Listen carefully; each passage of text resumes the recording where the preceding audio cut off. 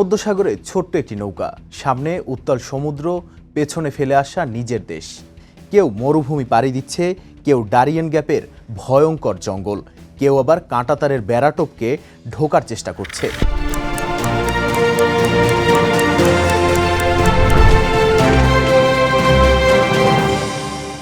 প্রশ্ন হলো, মানুষ কেন নিজের জীবন ঝুঁকিতে ফেলছে? কেন ইউরোপ, যুক্তরাষ্ট্র কিংবা যুক্তরাজ্য হয়ে উঠছে তাদের কাঙ্ক্ষিত গন্তব্য? আর এত কঠোর সীমান্ত, এত আইন আর নিরাপত্তার পরও কেন থামছে না অভিবাসন সংকট? চলুন বাস্তবতা জানি আজকের দৃশ্যপটে। সঙ্গে আছি আমি নাদিম মারজান।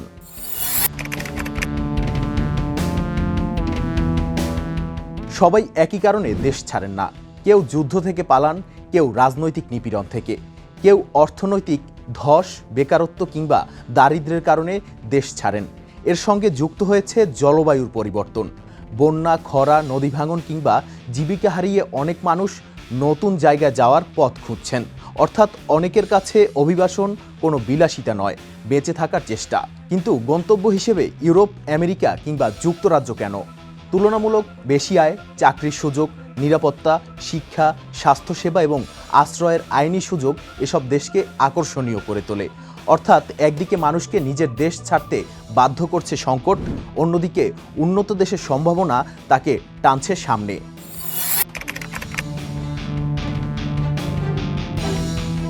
উন্নত দেশে বৈধভাবে যাওয়ার সুযোগ অনেকের জন্য সীমিত বা কঠিন। বিশেষ করে যুদ্ধ কিংবা নিপীড়ন থেকে পালানো মানুষের জন্য নিরাপদ গন্তব্যে পৌঁছানোর পথ আরও সংকীর্ণ। এই সুযোগ নেয় মানব পাচারকারী চক্র। দালালরা দেখায় উন্নত জীবনের স্বপ্ন, ইউরোপে গেলেই চাকরি, ভালো বেতন, স্থায়ী ভবিষ্যৎ। পরিবার ঋণ নেয়, কেউ জমি বিক্রি করে, তারপর শুরু হয় বিপজ্জনক যাত্রা। ছোট নৌকায় ভূমধ্যসাগরে পাড়ি, লাতিন আমেরিকা থেকে ডারিয়েন গ্যাপের দুর্গম জঙ্গল, ফ্রান্স থেকে ডিঙিতে ইংলিশ চ্যানেল, আবার আফ্রিকা থেকে স্পেনের সেউতা কিংবা মেলিলিয়ার সীমান্ত। পথ আলাদা, বিপদ আলাদা, কিন্তু লক্ষ্য একটাই, নিরাপদ ও উন্নত জীবনের সন্ধান।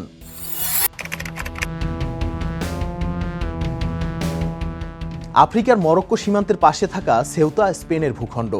মানে আফ্রিকার মাটিতে দাঁড়িয়েই এটি ইউরোপীয় ইউনিয়নের প্রবেশের একটি গুরুত্বপূর্ণ দরজা।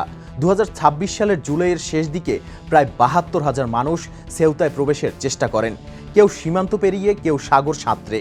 হঠাৎ এত মানুষের চাপ সামলাতেই হিমশিম খায় স্থানীয় প্রশাসন, প্রাণহানিও ঘটে। এর আগে ইতালির ছোট দ্বীপ ল্যাম্পেডুসা এবং যুক্তরাষ্ট্রের পথে ডারিয়েন গ্যাপও দেখিয়েছে অভিবাসনের চাপ কিভাবে একটি সীমান্ত বা ছোট অঞ্চলের জন্য বড় মানবিক সংকটে পরিণত হতে পারে। মানে সমস্যা শুধু মানুষের সংখ্যা নয়, একটি সীমান্তে হঠাৎ বিপুল মানুষের আগমন পুরো ব্যবস্থাকেই অচল করে দিতে পারে।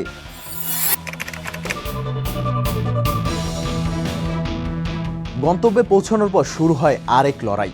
আশ্রয়ের আবেদন, আইনি প্রক্রিয়া, অস্থায়ী আশ্রয় কেন্দ্রে থাকা, কাজের অনিশ্চয়তা, ভাষা ও সংস্কৃতির সমস্যা, এমনকি বৈষম্যের মুখোমুখিও হতে হয় অনেককে।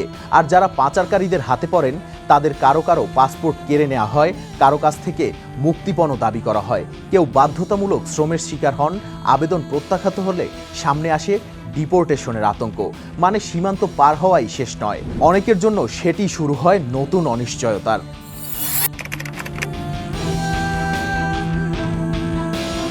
এই সংকট থেকে বাংলাদেশও বাইরে নয়। বিশেষ করে লিবিয়া হয়ে ইতালির পথে বাংলাদেশি তরুণদের একটি অংশ ইউরোপে যাওয়ার চেষ্টা করেন। দালালের প্রতিশ্রুতিতে পরিবারগুলো বড় অঙ্কের টাকা খরচ করে, কিন্তু পথে কেউ লিবিয়ায় আটক হন, কেউ মুক্তিপণের শিকার হন, কেউ ভূমধ্যসাগরে প্রাণ হারান। আর ব্যর্থ হলে দেশে থাকা পরিবারের ওপর থেকে যায় বিশাল ঋণের বোঝা। অর্থাৎ একটি ঝুঁকিপূর্ণ অভিবাসনের ক্ষতি শুধু একজনের নয়, পুরো পরিবারের ভবিষ্যতের ওপর প্রভাব পড়তে পারে।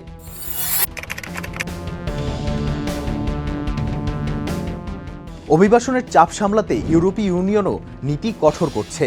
নতুন মাইগ্রেশন অ্যান্ড অ্যাসাইলাম প্যাক্টের মাধ্যমে সীমান্তে পরিচয় ও নিরাপত্তা যাচাই, দ্রুত আশ্রয় আবেদন নিষ্পত্তি এবং সদস্য দেশগুলোর মধ্যে দায়িত্ব ভাগ করে নেওয়ার ব্যবস্থা করা হয়েছে।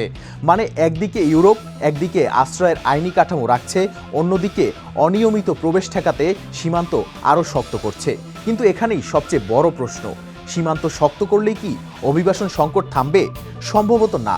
কারণ মানুষকে সীমান্তে আটকে দেয়া যায়, কিন্তু তাকে পালাতে বাধ্য করা কারণগুলো যদি থেকে যায় তাহলে পথ বদলাবে, সংকটের ধরন বদলাবে, কিন্তু অভিবাসনের চাপ পুরোপুরি বন্ধ হবে না।